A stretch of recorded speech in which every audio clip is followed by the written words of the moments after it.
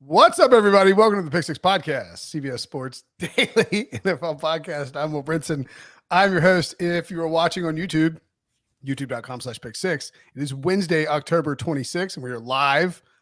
We go live every Wednesday at 2 o'clock. If you're listening to the podcast in audio form, it is Thursday, October 27th, and all of that means that it's a Brady Quinn football show. Pew, pew, pew, pew, pew, pew, pew, pew, pew.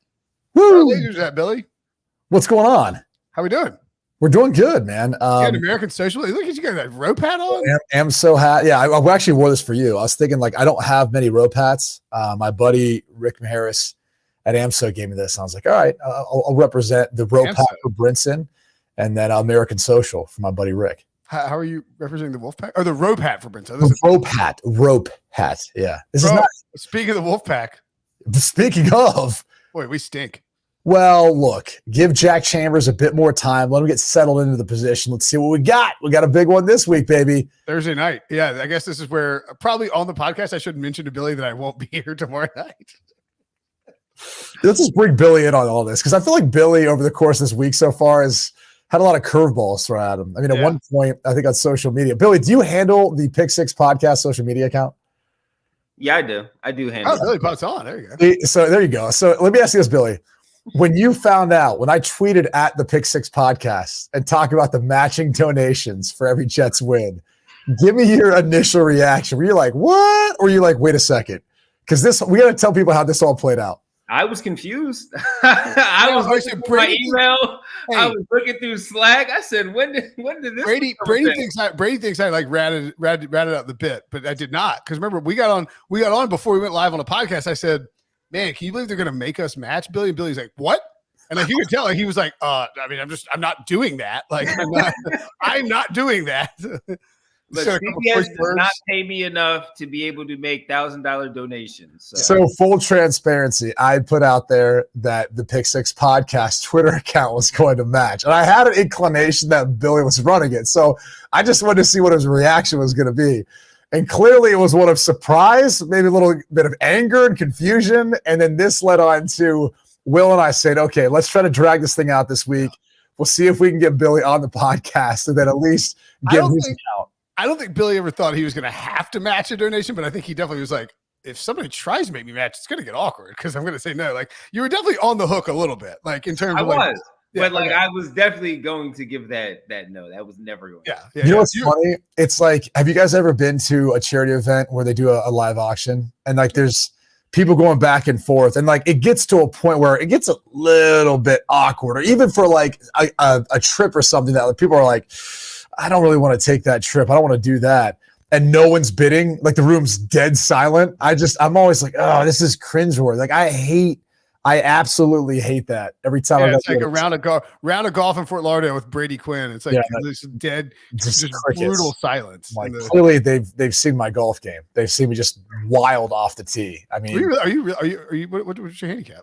I'm like an 11 now, but it's a sneaky 11 because the course that I play back up in my hometown, the Village, it's a PGA Tour course. So that's where they play the Memorial Tournament. It may not have inflated my handicap a bit. So you're really more like a 7 or something like that. I was at an 8 before I started playing that pretty religiously whenever I get a chance. But I don't live there, so it's whenever I go up. But that course I swear to God, it is the most humbling experience I've ever had athletically playing golf on that course. Like it actually is a great challenge. Is it a Jack or an Arnold, Arnie? Jack. It's a Jack. Yeah. It's where they do the Memorial Tournament. Yeah, the Memorial. Yeah. That's it. That is a hard course. It's a really hard course. They grow the rough out, but everyone there is great. We've never played golf. We need to play golf sometime. We'll go there. We'll go there. Yeah. All right.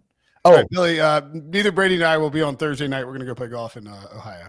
Yeah. Oh, really? Oh, by the way, Billy, if you just heard Will, he's not going to be on tomorrow. I really won't be there tomorrow night. Yeah. Thanks for telling me. Yeah. I was going to tell you after the podcast, but I know that like this is increased focus on being like punctual and like being ahead of time. Like, like I wanted to let you know as soon as possible and in live fashion. That way it would be as just. This is as soon as possible for you. Yeah. I was going to do it yesterday and I just forgot. Remind people, who does NC State play again? Virginia Tech. It's a terrible game. And what's the line on that? It's not like 8.5 or something. It's kind of a big spread. 13.5. Yeah. Yeah. How is it 13.5? I think I took the points in Vatek. I think they're getting their leading rusher back, who Kershawn King, I think is his name. Now, would it change your mind if I told you that for our tailgate, we plan on dropping a live turkey, aka a hokie, into a boiling vat of oil as a sacrifice? You're gonna get PETA caught on your ass.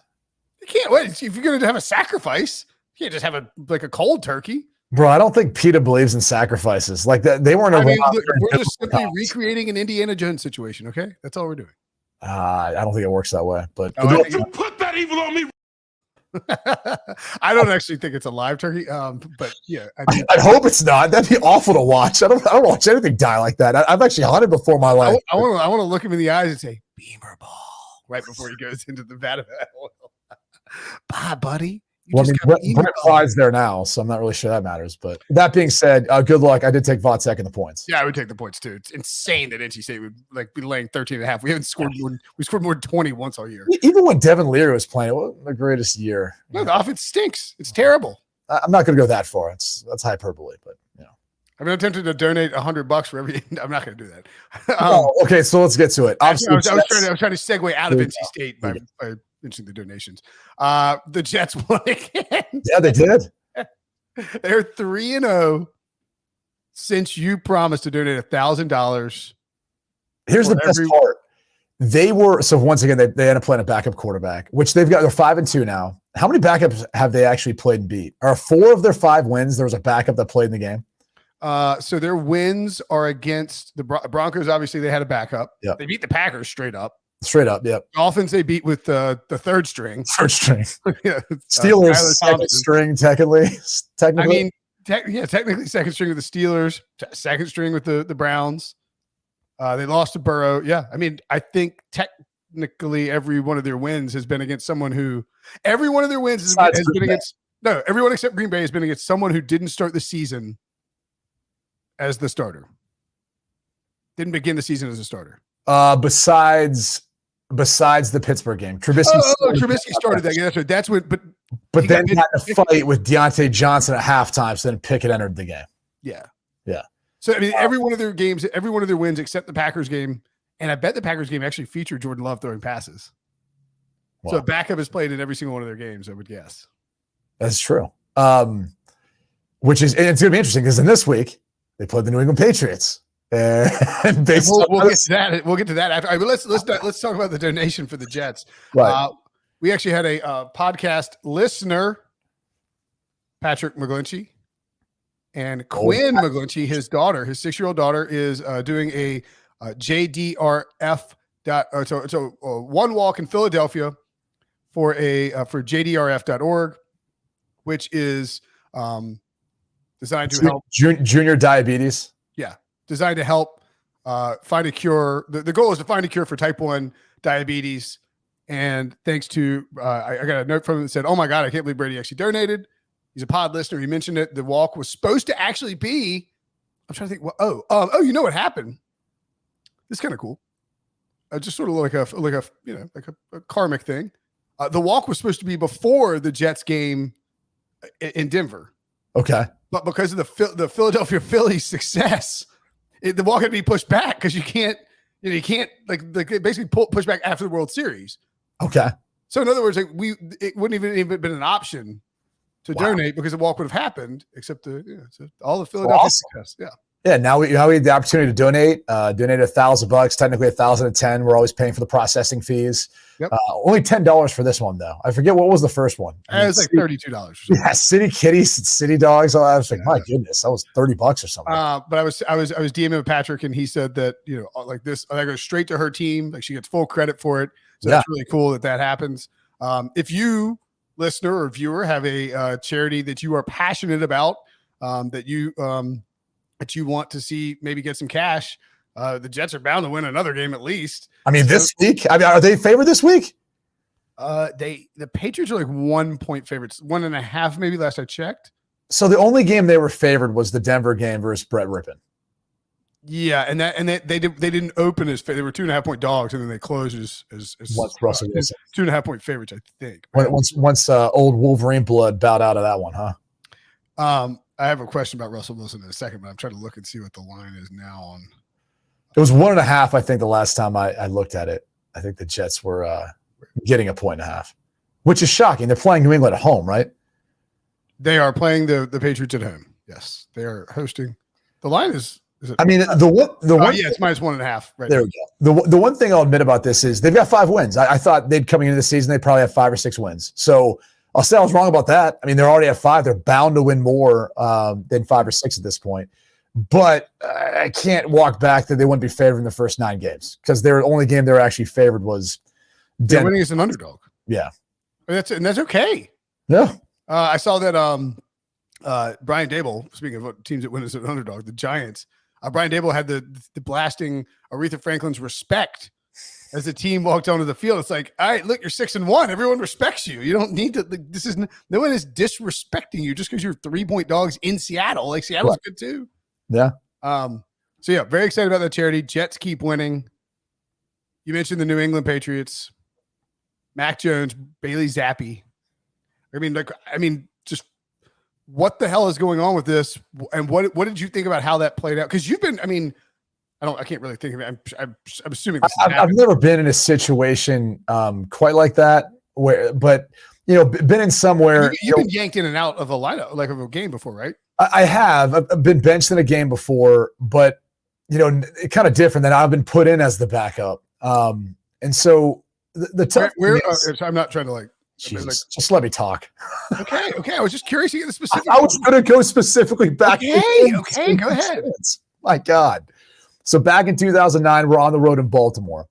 I think I was 6 for 8 with like a pick. And the funny thing about that game was we had prepared all week, and it was like one of those deals where it was no one's throwing the ball down the field against them. It was early in the season, but they're like, we're not even going to try. So I was 6 for 8 for whatever, and then ended up getting fooled on one of the coverages. I was reading the backside safety. It looked like he was, going to roll to the middle of the field. Corner had played off, and I guess he just squatted and sat. And so I kind of, as I dropped back, peeked at the backside safety. He looked like he was working towards the middle of the field. I'm thinking post high. I know I've got Braylon one-on-one with the corner backside. He's running a stop route, 9-yard stop. So it's a timing route, right? 1, 2, 3, 4, 5, plant, throw. And as I start to get my hips and head around 3, 4, 5, I'm blocked off by our tackle, Joe Thomas. Can't really see between him and the DN. But, a lot of those throws, timing throws like that, you got to get it out on time and to that spot. Otherwise, if you're late, could get picked off. Well, goes to show you, I didn't, he basically, the safety kind of worked towards the middle, then worked back. And so he did exactly what, a good veteran safety would do in that spot to be able to make me think it was post-tie, and then it ends up being cloud coverage. And so Braylon didn't even adjust his route because he thought it was some sort of post-tie too. Corner ends up standing in front of it. Braylon stops in the 9 stop, picked off. I think it might have gotten a tackle on that play. Do you remember who was Chris McAllister? The other side.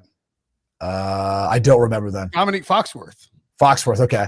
All I remember was I think he pitched it, and I think Ray Lewis ended up getting the football on the sideline, and I think that was who I ended up tackling. Really? At some point, yeah. You'd have to try to go back, but I just remember after the play because I was obviously ticked off about it. You hate that. This isn't the one where no, not that one. Okay. That was later in the season. Sorry, And then the other time coming in off the bench was 2012. I think we were playing Cincinnati, and we were at home in Kansas City. Castle actually just literally drove us down to get a field goal. And, offense was having a hard time getting some things going, but it wasn't necessarily just him. And they literally tell me as I'm going to take a piss at the urinal, they're like, hey, you're going in. And I was like, huh? And then I kind of looked over at Matt. And I was like, man, it was one of those things where in that moment, there's the human element of things where yeah, I wanted to go play, but I also was looking up thinking this isn't on him. He hasn't played bad. He just gave us a little momentum going into half. And at that point, I don't think I was coming off a concussion. So I hadn't really taken any reps the entire week. It wasn't like I was prepared by any means. Not that most backups are, sure, but even less so in that event. So it's a tough spot to be in for both parties. I mean, it was nice to see Bailey come in and play well, but the truth of the matter is Mac could have made probably both those throws. I mean, the Jacoby Myers throw, he was wide open. Wait, it was a bad throw. What's that? It was a bad throw. Well, I'm just saying the throw could have been made because it was wide open. You're going to credit a touchdown pass and, and then the Ramondre Stevenson wheel route, anybody could have made that throw. Right. I'm talking about the Jacoby Myers one, though. No, yeah. But regardless, the part of the issue is now you're going back, everyone's looking at the tape and they're like, did the ball hit the wire or not for the sky cam? Which I'm looking at that. I know ESPN said it didn't, which is shocking. Of course they're going to say it didn't. It looked like it altered the ball a little bit. There's a wire there. The ball hits the wire. And it just darts downward. Look, I don't know if it ultimately would have ended up, changing whether or not that play was a pick or not. I looked at it and thought to myself, it definitely hit the wire. And I would have been pretty ticked off if I was Mac Jones in that instance. But probably more so the fact that if I'm rehabbing to come back from an injury and you yank me after I'm just getting a couple series in, my third series, doesn't go great either. Like, give me a chance to work back into it. That was flashes of Brian Flores with the Miami Dolphins and mismanaging Tua Tagovailoa. Sorry, 1 second. You okay? Yeah, no, my Chrome just craps out sometimes. Okay, well, I'll keep going then. But yeah. I mean, I don't know. You looked at it. I looked at it and thought to myself, this is a complete mismanagement of the quarterback position. And I think if you go back to the history in New England, Bill Belichick's never had to worry about that because he always had Tom Brady. And maybe you would have said, well, in the beginning he did because he had Bledsoe, then went to Brady. But they had success. They were winning Super Bowls. I mean, right away, they won 3 Super Bowls. So no one was going to ever question that. And Tom became Tom, and the rest is history. And this is a position now where you drafted a kid in the first round. He takes you or helps take you to the playoffs in his rookie season. He was probably by far and away the best rookie. And then going into year 2, gets off to a slow start. And mind you, you also weren't running the football well initially. You have Matt Patricia calling plays. Like, this whole thing was going to be a work in progress. So I feel for Mac Jones. I feel like this has now become a thing and a controversy, and it really didn't need to be. I mean, moving forward, at some point, Belichick just needs to come out and say, he's our guy, and Zappe's our backup. We need to figure out what we have in Mac Jones before we'd ever move on from a guy we invested a first-round pick into. It's also weird that, Bailey Zappe's a 4th-round pick. He's like a prolific college player at Western Kentucky, but for a year, yeah. I mean, and you should be. You throw the football every play in that system. Are they MAC? Are they whack? Or what? No, they're not whack either. They're in a conference where you chunk the ball around. It's Conference USA. Yeah, maybe CUS. Yeah. Anyway, they all move a lot too much for me. Looking back at the Brady thing, week 2 is when Brady comes in for Bledsoe against the Jets. They lose 10-3. Brady then whips Peyton Manning 44-13. Lose at the Dolphins, but then they rip off like 4 of 5 wins and then 5 wins straight to close out the season. I mean, that makes it 6 straight to close out the season because they had their bye in week 16, which is what the heck? What? Is that right? Yeah, that doesn't happen anymore. Week 16 bye? What is that? That is ridiculous. I don't remember ever seeing it. But anyway, the point being is Brady won a ton of games. It was easy to do. Bailey Zappe came in and threw 2 touchdown passes. But as you point out, anybody could have thrown them, and he then proceeded not to play very well and have a bunch of passes batted and turn into interceptions. And so to me, it's weird that Belichick is just not saying, look, Mac's my guy. We're going with Mac when he's healthy.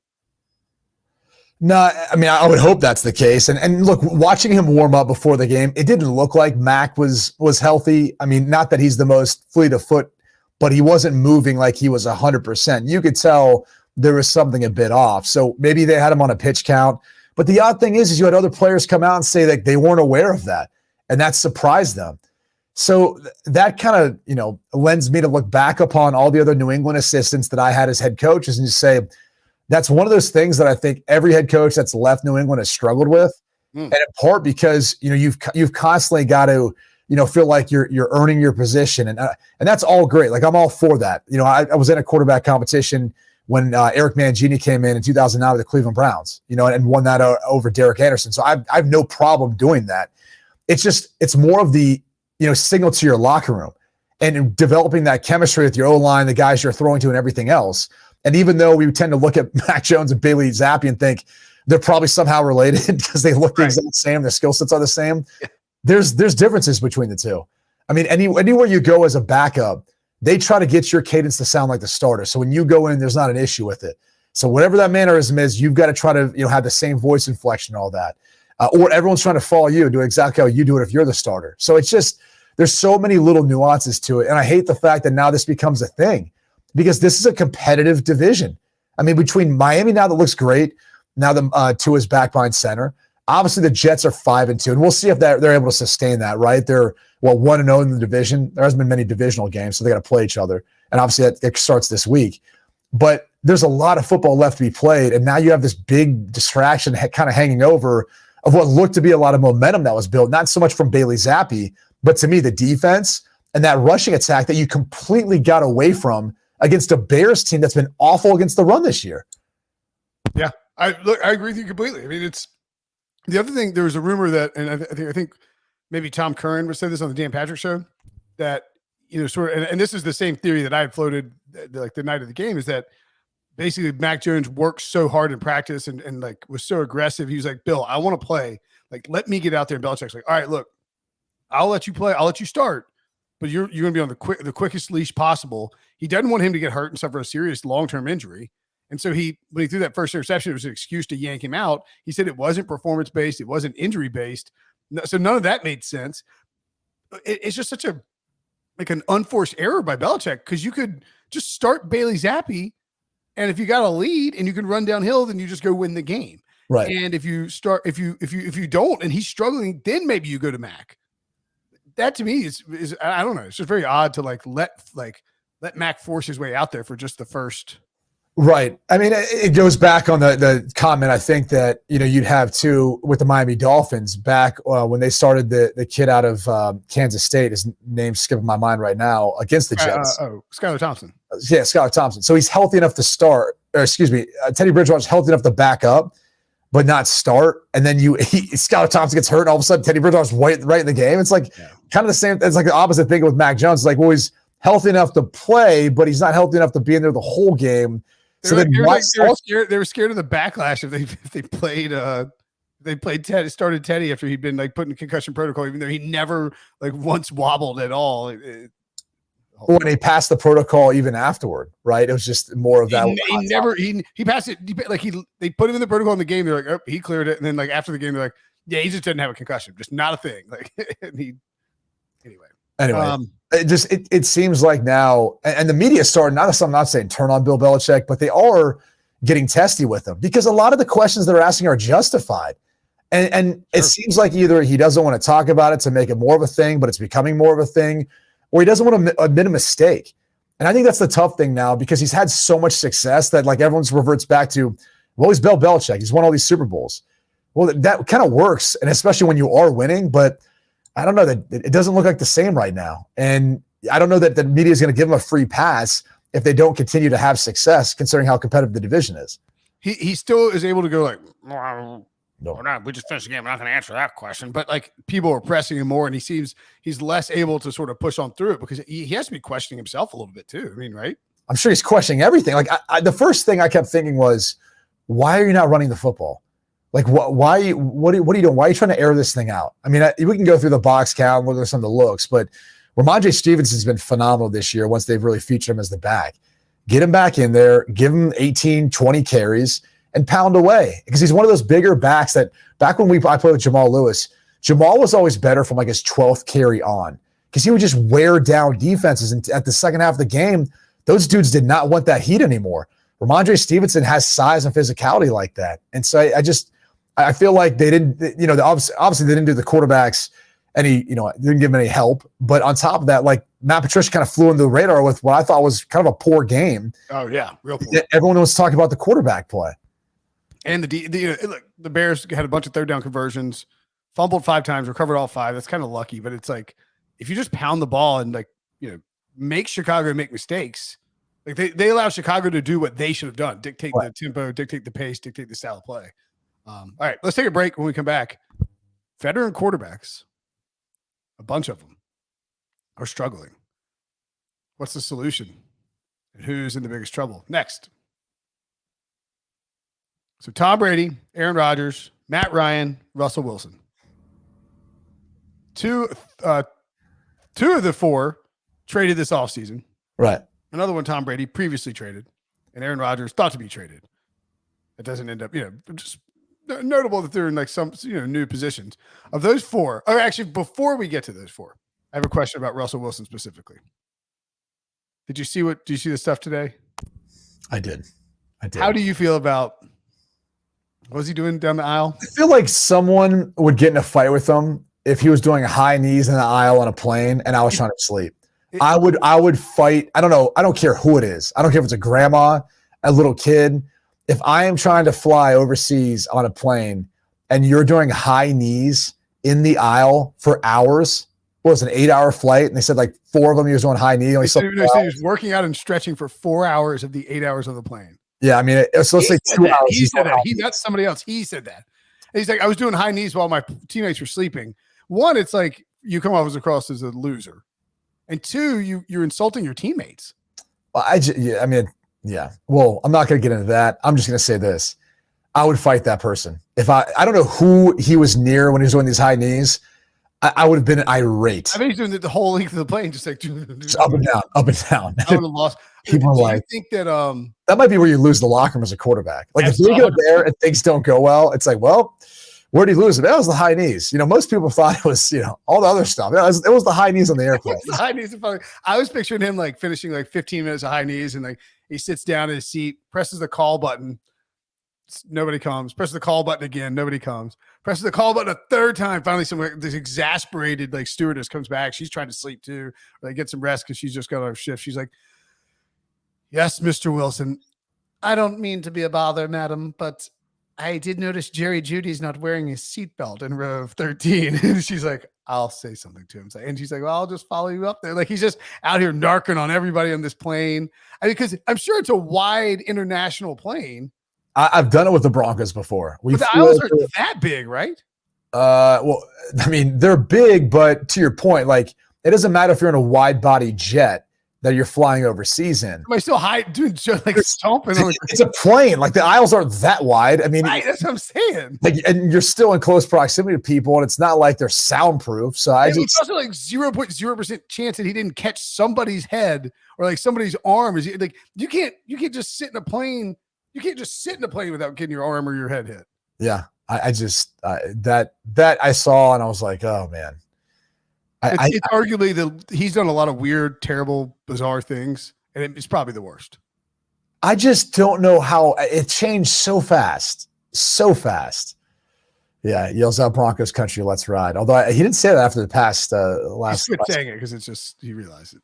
Well, it's that, and I think it's also the fact that over the past like 12 months, somehow he's turned into a villain. He's never done anything wrong in his life. Like people tend to like or be more relatable to Antonio Brown, who's now owes some guy $1.2 million after assaulting $4,000. Yeah, instead of paying $4,000 because he assaulted him trying to move or whatever else happened. Now he owes him 1.2, and people are like, no, but Antonio Brown's cool. He puts Giselle on a T-shirt and says "booming." Like, okay.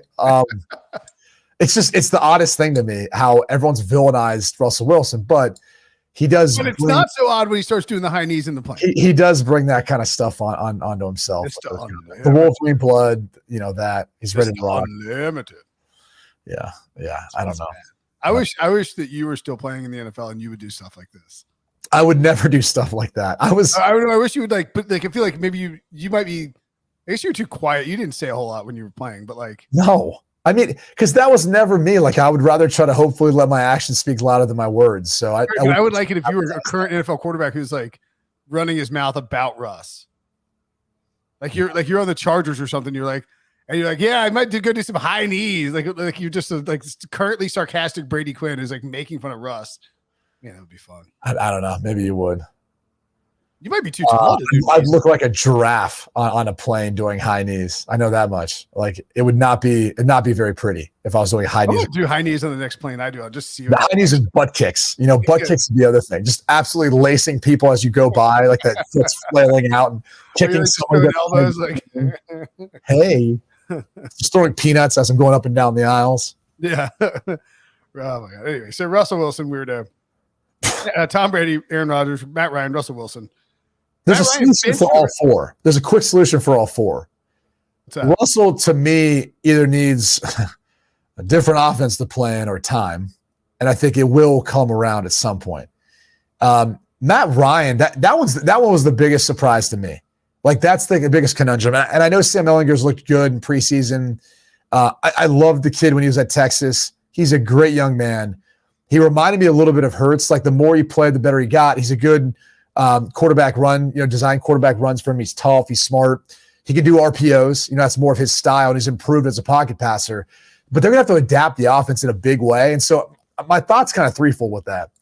They're either making this move because they want to see what they have in Sam before they potentially are in a position to draft a quarterback and move on. Since the veteran route hasn't worked, right? Like your frat buddy, Phillip Rivers, that didn't work. That did work. He just retired. Well, they went to the playoffs and nearly beat Buffalo. That worked. It worked. Okay, we don't play horseshoes with how that works. I mean, right? They didn't beat him. They're trying to win a Super Bowl. Like Jim Irsay wants to get back to a Super Bowl. The single year Phillip Rivers experiment worked. Okay, your frat buddy, the single year worked. The following year with Carson Wentz, Wentz did not work because they didn't make the playoffs and they just expected him to do what Rivers did, which was awesome. Yeah, it's great. Since Andrew Luck retired, it has not been okay, there you go. Okay, thanks, Will.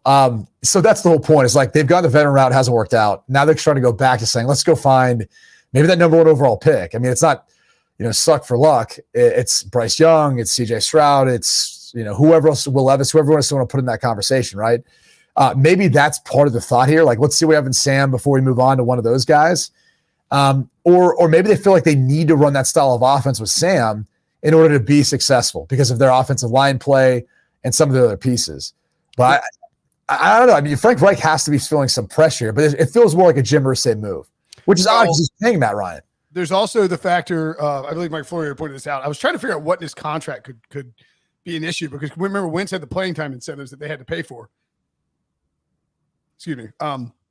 If Matt Ryan were to suffer an injury, and he couldn't pass his physical on the 3rd day of the league year in March. Like $14 million or something like that? 17, yeah. 17. I mean, and then you'd be on the hook for him. Yeah, you'd have to wait to, you'd be guaranteed the 17 million plus they already owe him 12 million. Right. But, the thing about that I look at it and just go, okay, everyone kind of plays that risk. There's a lot of guys with, wording like that in their contract. And it's so early in the season. You're a game back in the AFC South. You're just going to throw in the towel on the guy you're paying a bunch of money to come in here and you give him draft capital to come in and do that. So to me, I get it. Like I understand the details of the contract, but I mean, you're paying him this year. Like let's focus on right now. It seems early in the year to do this. I think it's a Jim Irsay thing where he came in and said, we're not playing him anymore. You guys get one. And they look, it was 2011. The 2011, they rolled out Curtis Painter because Peyton Manning had the neck injury. Yeah, Peyton had the neck injury, and they got the number 1 overall pick. They fired everybody. They cut Peyton, and then they drafted Andrew Luck, and they turned it over to Ryan Grigson and Chuck Pagano. So yeah. I don't think it'd be crazy if he ordered his current regime to tank, and then was like, I'm cleaning house and bringing in new people. Yeah, no, and especially when you look at around the league, right? The teams that were anticipated to not be very good. I mean, the Texans, you're going to be battling with them within the division, but now maybe you feel like this, helps to put you in a position where you're actually going to lose more games than them. The Jets already have more wins than you. The Giants have more wins than you. And when you start looking at like some of the bottom feeders, Washington, Commanders are a team that is obviously, trying to still be competitive with Taylor Heineke, but you start looking around and going, all right, like we've got 3 wins. Like maybe if we just stay around this number, like we'll be the, first team pick and come next year. So it seems like it's a little bit of that to it. You hate if that's actually the case, though. And usually what happens in this instance, and you can really tell, is if veteran players who are on the offensive line or defense start going on IR and they start going and getting those surgeries, they're usually pushed off the end of the season, try to play through it. Shaquille Leonard and DeForest Buckner are suddenly. Yeah. Like Quentin Nelson, he's got something he's got to get worked on. All right, I'm out. Like, get it fixed for next year. Like that was what happened that year in Indy. I forget how many guys they ended the season with on IR, but it was a big number. And you started to see guys go, I'm going to take care of myself and make sure I'm healthy come the following season. Were you? Oh no, you were not. I was trying. I couldn't remember if you played. And it was Tyler Thigpen maybe that played them late in the year. It was like Tyler Thigpen versus Curtis Painter late in that 2011 season. Just an all-time. I was in Denver that year, so I wouldn't have been in Kansas City that year. Yeah. Let's see. I'm trying to think. 2000. Am I wrong with this? Maybe it was early in the year. It was Matt Castle versus Curtis Painter. Why do I remember Tyler? Cast Daddy. Yeah, Cast Daddy. All right. So anyway, that's the Colts thing. That's the Colts. There's no real fix for Matt Ryan because he's not playing again. No, you got the Russell fix. What about Tom and Aaron?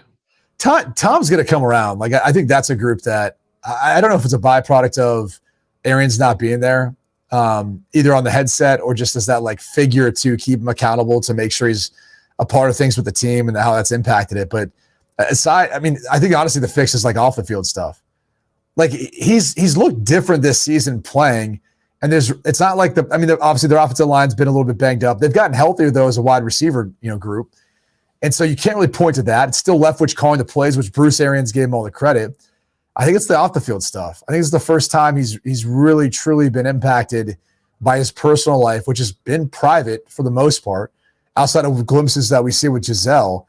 I think that's hurt him, man. Like I think it's finding, whatever it is with that off the field. And then there's other players. I mean, look at Tiger Woods. Granted, he's had a bunch of injuries, but once his private life became public, it was, I think, really hard for him to overcome like all those people whispering on the tee box and saying things. And, as much as you're zoned in and you can act like you don't hear it, you can't be zoned in for 4 hours straight or 3 hours straight. You're going to hear stuff from time to time, no matter who you are, no matter how zoned in you are when you're out there as a player. I mean, I always liken it to like anybody who plays golf, like if you go and play golf and you feel like you've got everything sort of, neatly, you feel like, if you're dealing with stuff mentally, it's going to be more difficult to play, like to focus on what you're trying to do, well. That's just a fact of the matter. So that's where I look at that. And I just say it's an instance where like I hope they can resolve things or figure out things off the field, because you see a lot of frustration, you see a lot of things going on. And you're wondering, like, is his focus the same as it's been? And I know he's determined. And look, you can maybe make the case for Mike Evans drops an easy touchdown catch, but the reality is that's what seems to be the one thing that's off. That doesn't make a lot of sense. We can say it's father time if we want. But the truth of the matter is, he led the league in passing yards last year. I mean, maybe when the decline comes, it comes in a dramatic fashion. But I think that's playing a factor in all that. And then as far as Rodgers goes, it's tough because outside of trying to make a move for another wide receiver, a veteran wide receiver, I'm not sure that's going to really fix it. I mean, ultimately, what their fix is, they need to go back to running the football. Like Aaron Jones is their best, most reliable player on offense right now. Find ways of giving him the rock, him and A.J. Dillon, as many times as possible, and then sprinkle in the pass. But don't try to make yourself into this team that is going to drop back, throw the football 40 sometimes a game, and expect to win just because Aaron Rodgers is your quarterback. The rest of the guys he's throwing to aren't guys who are ready yet to take that next step or become a Devontae Adams or Jordy Nelson or whoever else you want to put in that position. Agreed completely. Like, what your strengths and weaknesses are. Like, I said before the season, like I thought Green Bay would be fine because they're going to use Aaron Jones and AJ Dillon on the field at the same time. That'll be the focal point of their offense. It's like, you can't just be this passing attack with no receivers, especially ones who don't know Aaron Rodgers well enough. Now he's calling him out every week. So you would feel better about Brady turning around than Rodgers. I do at this point. I really do. I think in part, look, the division, they're still sitting atop the division with a losing record and they haven't played well. I mean, and their defense has been lights out. Now they haven't ran the football really great. Maybe that's that's something that you look at and say, can we bring someone in before the trade deadline? Cam Akers isn't getting along with things that are going on in LA. Do you want that issue? Do you not? Kareem Hunt, fourth round pick reportedly is what he could go for. So you might want to look at like those two guys to bring in some help. But I think you look at that division and say, why not? Like, why couldn't Tampa Bay turn this around and eventually get this thing going? Well, speaking of which, they will try to on Thursday night. Tonight, if you're listening to the podcast, let's do a quick 2-minute preview on the Bucs and the Ravens. The pass rush for the Ravens is starting to come on. I think you saw that last week, right? Like Justin Fields. That would be a huge factor in the season. Yeah, especially considering the offensive line issues that Tampa's had. And obviously, again, Tampa hasn't run the football well, which, all those things, line up to me to think that you'd want to, because what the Ravens are given how many points? Ravens are laying 1.5 at Tampa, I believe. But that's the problem. It's one now. It's down to one. It's just one. That's kind of funky to me. Like, I think the Ravens have been playing better football, and yet it's only a point. So I don't know. Maybe this is that matchup where they get things going back in the right direction. You take the Bucs, you take the point, and probably the money line is just going to win outright. Well, so you got to figure it'd be Ravens -4 on a neutral field, roughly. Right. So that means it'd be Ravens -7 at home. Right. Yeah, I mean, it's weird how they do that. It's like you would, because you adjust it. You're like, oh, well, it's like 6 points. Well, you're adjusting it based on the home field advantage, right? Yeah. And then I'm looking at it saying Baltimore's played better than Tampa. I would have thought like home field advantage, this would maybe be, Tampa giving 1 or 2. I didn't think they'd be an underdog at home. So it kind of tells me a little bit of something. Either, and I'm not sure which way you go in that direction, but I don't want to bet against Tom Brady at home while he's an underdog. Something just tells me like at the end of the game, he'll figure out a way of getting this thing back together. And we do have the Ravens who have given up a lot of leads so far. They've led by double digits every single one of their games. Maybe the move here is to, if you want to bet it, wait until the Ravens are up 10, 11, 12, 13, 14, 15, 16, 17 points, whatever it is, and live bet the Buccaneers. So you're just anticipating Baltimore walking away with this one? No, I'm just saying Baltimore having a lead and coughing it up because they do that every week. I mean, it's unbelievable. Different defense here, though, right? Like I think the linebacker play in Tampa is that of which can match the rushing attack and maybe mirror a little bit Lamar Jackson and really force them to have to make throws downfield that, look, outside of the tight ends, I mean, Rashad Bateman's come on, but and Duvernay as well, but you kind of look at it and go, it's probably the most inconsistent piece of their offense. It's just Lamar Jackson playing from the pocket. Well, yeah, right now it is. He hadn't been very good the last 4 weeks. And Mark Andrews, not a single catch last week, is still listed as questionable. Did not practice on Tuesday. We're recording this on Wednesday afternoon, so we don't know exactly what his status is for Wednesday. But yeah, I mean, I think, I might lean towards Tampa Bay here as well. It's just stinky. It's just something smells. Hey, you know another one that stinks this week? Which one? Texans and Titans. Do you know what that line is? Yeah, give it to me again. Titans -2 at Houston. Doesn't make any sense. No sense. It makes me automatically want to take Houston. Yeah, I think I am taking Houston this week. I think I'm taking Houston to win and cover. It doesn't make any sense. Houston has not played well. They're not a very good football team. Teams are calling about Brandon Cooks. Derrick Henry destroys the Texans. And they've got things get back going again. Like the Titans are back in control of the AFC South. And they're playing good football. Tannehill. Fans are chirping anybody who didn't pick him to win the division before the season. Trust me, I know. Yeah, but maybe Tannehill being banged up with the ankle injury he suffered in last week's game. I mean, maybe there's something more to that. Someone knows something, but that line didn't make any sense to me. I thought the Titans would be a bigger favorite. I thought the Titans would be at least -4. Yeah, because to me it would be Titans -10 in Tennessee. It doesn't. It's something else. Then you get mad because when you take that and you're like, oh well, never mind. The team that I thought was obviously better wins, and you're like, oh, why did I get so? Hey, follow the money, baby. Follow the money. Follow the money. That's right. You and I both know right now the public bet's probably on Tennessee, and all the bettors are on Houston. That's right. Trade deadline move you would make. Name one. I kind of named one earlier. Probably a running back if I found the Tampa Bay Bucks, and figure out a way of going getting Kareem Hunt, who's been productive. If it's a 4th round pick, okay. That might be one I'd look at. There's a rumor that the Browns wanted a Christian McCaffrey package for Kareem Hunt. Get the hell out of here, man. Yeah. He's a free agent after this year. What? The weird thing about the Cam Akers one is, the Rams are probably looking at going, whatever. I don't know what's really transpired behind the scenes, but they don't like picks. So it's like, F their picks. You give whatever picks you want. They're just going to trade those for some veteran guy. Do you have any players you could just give us for Cam Akers? Just straight up swap. Ball boy? Just go swapsy. Some towels? We don't like picks. We hate picks. So I'd say running back there. You could look at maybe some, an edge rusher, for example. Frank Clark suspended 2 games, right, for whatever transpired. I think it was a gun charge back in 2021. The Bears got a nice win this past week, but Robert Quinn's a guy who showed promise 2021. Still has something left in the tank. Why not? I'd go give somebody a couple 1st-round picks. I'd give the Panthers 2 1st-round picks for Brian Burns. I don't think they're going to part ways with them, though. They've already said that, right? I mean, and by the way, if you're David Tepper, even though you've moved on from Matt Rule, you still have to keep some cornerstone pieces. Like Burns to me is one of them.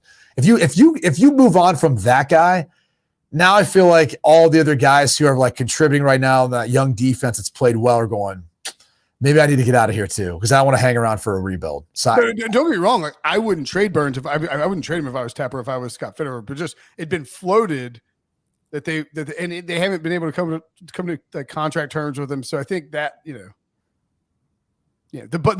was floated on Sunday that they turned down 2 1st-round picks. Who are they from? Where were they at? Right. That's all I'm saying. Sure they did. Panthers definitely decided to turn down 2 first-round picks for a player. Right. Anyway. When's the last time a DN's gone for that, by the way? Khalil Mack. I mean, excuse me. Yeah. Khalil Mack with Oakland, from Oakland to Chicago. Right. Yeah. Which I didn't really feel like that it didn't work out for either party. Well, if Oakland/Las Vegas had made better picks, maybe it works out for him. Isn't that always what you'd say in that case? Yeah, but it's like when the Browns traded. Mack looked great initially, and then it's like, even though he was a good player, it was hard to have the impact that I think the trade. The Bears gave up too much. What I'm saying is the team that got the picks back would have won the deal, except they stunk at making picks for like 3 straight years. Yeah, in the Raiders. I get that, but that's always why you say it really didn't work out for both teams. Right, of course. Yeah, I would say the Raiders won the trade. They just screwed up the what they used the trade on. Okay. Anyway, anything else? No, that's it, man. That's it.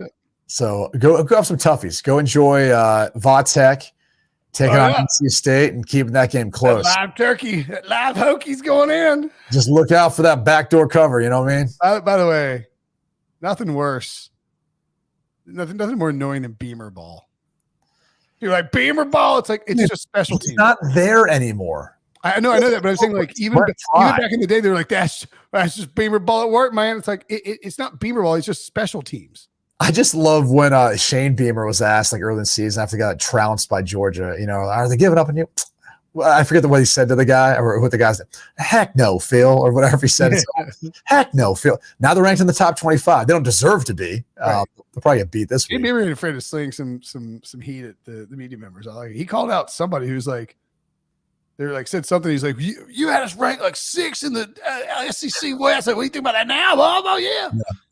All right. You love it. They get fired up. It's like Lane Kiffin. He's throwing some shade at Jimbo Fisher. Talking about how they lost. I would cut off a pinky finger to get Lane and Raleigh for 5 years. Dude. But yeah, he just said something today. I think it was about DJ Durkin. He's something about losing out on Jimbo Fisher. He says, well, he's like, we always get outbid for people to set up. I love Lane. He's the best. It's great. But, all right, Brady Quinn, as always, buddy, a pleasure. We really get this tight. No rambling. No, nice work. Hey, and then hopefully take flight.